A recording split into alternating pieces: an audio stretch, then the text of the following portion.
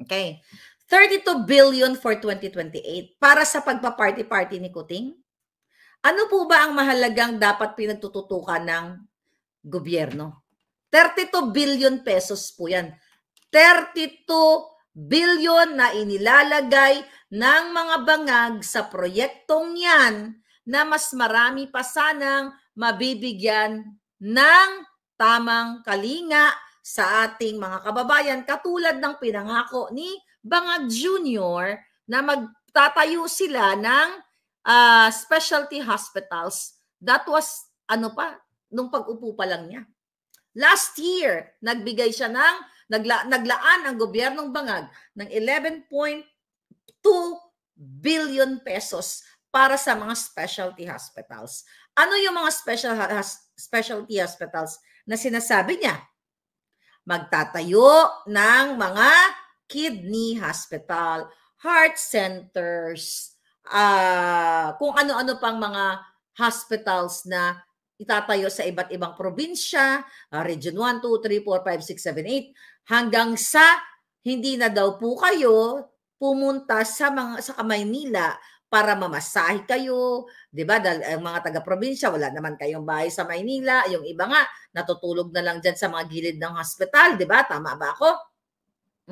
Natutulog na lang kayo sa gilid ng hospital, kunyari sa PGH, sa heart center, sa kidney center, kasi wala naman kayong uuwian sa sa Maynila. So yun yung layunin sana ni Kuting na napakaganda. Pero isinagawa ba niya? For 2 years, nagkaroon na po ba ng pagbukas ng isa man lang na specialty hospital, na heart center in Visayas, heart center in Bicol, heart center in Davao? Wala. So, mas gusto nilang pag-aksayahan ang 32 billion dyan sa kanilang pa-concert. Although maganda yung proyekto na yan. Kasi to attract, attract tourists. Bago kayo mag-attract ng turista, mga hangag, mga Jotang Genemes, ayusin nyo muna ang airport mismo na walang magnanakaw sa immigration, walang ekstorsyonista, walang nandurukot ng mga bag, walang nagtatanin ng pulburon o ng bala o kung ano, walang nagnanakaw ng cellphone. Yan muna ayusin ninyo dahil hindi pupunta ang mga turista sa Pilipinas hanggang bangag ang presidente ninyo. Ang dami kong nababasa ngayon, tsaka bagsak ang ating tourism. Sino magkakaroon ng interest na mamuhunan? Number 1, mamuhunan at mamasyal sa Pilipinas kung ang crime na yon ay walang humpay. Pagdurukot ng mga kabataan, pagkurgur sa mga inosenteng tao. Di ba? Nakikita nyo yan sa yan ang mainstream media, yan ang gusto nilang ibalita. Okay? Pero yung mga kinalaman kay Bangag Jr., ayaw nila ibalita. So bago kayo magpundo dyan ng 32 billion na halagang puntragis na yan, na pa-concert na si Marcos Jr. na bangag ang makikinabang, ang tanong, magkano kaya ang kickback sa 32 billion na yan? Okay? Imagine niyo nasa utak nila, pangarap to accommodate like Taylor Swift. Hello? Really? Ang naiisip ng gobyerno ninyo kung paano i-accommodate si Taylor Swift, hindi i-accommodate ang sambayanang Pilipino sa mga sa maayos na ospital para gumaling kayo sa inyong mga sakit. So with that, magiging productive kayo. Ang nasa utak nila, Taylor Swift at Coldplay, hindi yung mamamayang Pilipino. Saan kayo pupulutin, mga kababayan? And yung 11.2 billion na yan, hanggang ngayon, hindi yan na i-deliver ng Bangag Jr. Nasaan na yung 11.2 billion na yan? Imagine nyo ang sa utak nila, concert, party. At i-cater o i-accommodate ang mga ibang lahi? See? Now you have to speak up. Nasa inyong mga kamay. Nasaan na yung ospital na pinangako ni Bangag? So, ang gusto nila party. Kasi pag may party, may polvoron. Pag may party, may group chuk-chak. Hindi pa ganun. Diba? May chuk-chakan blues. Siyempre, pag bangag na sila sa party, 'di ba? Mag-orgy na or kung ano pa man ang gagawin na pagbangag ka na. Right? Sabi ni Palangga, o sabi ni Ma'am Gina Peñas, dialysis hospital na may bayad din naman tapos nasa loob din ng NKTI. Oo nga, hindi talaga para sa Pilipinas, ay para sa Pilipinas at para sa bayan. You're right, Palangga. Sabi ni para sa katotohanan, KOJ sa Davao 75,000 people ang kasya din naman umabot sa 32 billion. 75,000 people. Ilan ang capacity? Can you Google? Can you comment? Ilan daw ang capacity nun? Ng ano na yon? Ng arena na yon? Yung papatayo nila? Hindi ko na nabasa. But anyway, 75,000 people yung sa sa KOJC. Ayaw nga nilang kumita yung mga mayroon tayong Philippine Arena. Ilan ang laman ng Philippine Arena? Okay, ang sinasabi nila kasi traffic daw doon sa Bulacan.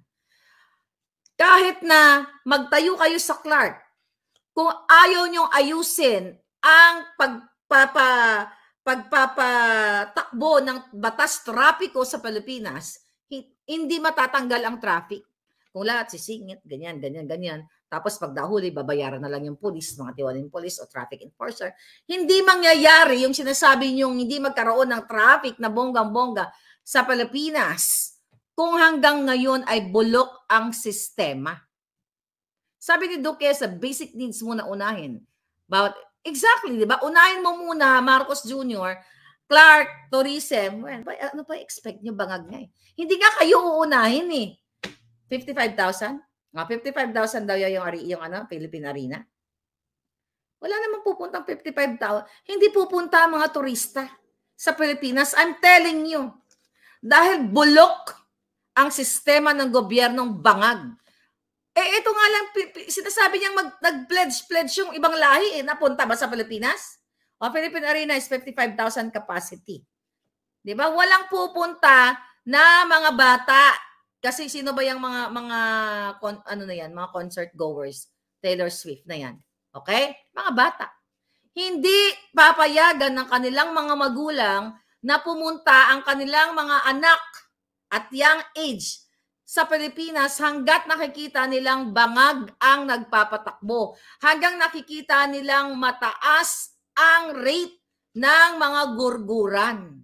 Ang daming missing children, sabi ni TJ, yes. Ngayon, hindi kahit nga ako yung mga Junakis ko, yung kanilang mga kaibigan, gustong pumunta ng Pilipinas. Sabi ko, wag kayong pumunta ng Pilipinas ngayon dahil baka magurgur kayo doon. Dahil mga bagag ang namumuno. Maraming mga Filipino-Americans, yung mga immigrants na sinuspend muna ang kanilang pagbabakasyon dahil sa nangyayari ngayong mga krimen. Nasaan yung mga investors? Nasaan yung sinasabi ni Kuting na nag-pledge sa kanya? Nag-materialize ba yun? Wala. Dahil ang totoo, takot ang mga foreigners, even Filipino immigrants, mga kababayan from all over the world na pumunta sa Pilipinas ngayon o umuwi dahil sa bangag-bangag na gobyerno. Sabi ni Joja Tang, hindi ako uwi hanggang presidente ay addict. That's true. So inuuna, itong concert, instead na yung mga hospital na ibibuild sa inyo, wala nang investors kasi bangag na ang presidente. Sabi ni Marcel, bagsak pa ang kanyang trust rating. Nakita niyo, very unpopular president. President bangag. Kumpara natin uli kayo ang makakapagsabi niyan. In 2 years ni Duterte, na during that time na siya ay presidente, pag si Duterte ay nagngal-ngal ng ngangabels niya, nagsalita sa labas, sa loob ng bansa, boom, boom, boom, umaabot ng 100,000 live viewers ito. We're talking live viewers. Temo si Bangag. After isang oras, niyang pag-live, 3,000 views, 4,000 views. Anong ibig sabihin yan? Walang amor ang taong bayan sa kanya kasi sinungaling siya. Hindi niya na-deliver yung mga pinangako niya, 20 pesos per kilo na bigas. Ito yung specialty hospitals na yan. Sige nga, sa mga budol, sa mga dugyot. 11.2 billion ang nilaan ni Kuting yan. Pag-upo pa lang niya, 'di ba? O bago siya umupo, yan ang pinangako niya sa inyo. Oh, meron ba dito taga Region 1, 2, 3, 4, 5, Luzon, Visayas, Mindanao? May naipatayo bang isang specialty hospital si Bangag? Kidney hospital, heart center, meron, wala? Mag-comment kayo dyan at pupuntahan ko nasaan ang website, saan ang kanilang announcement.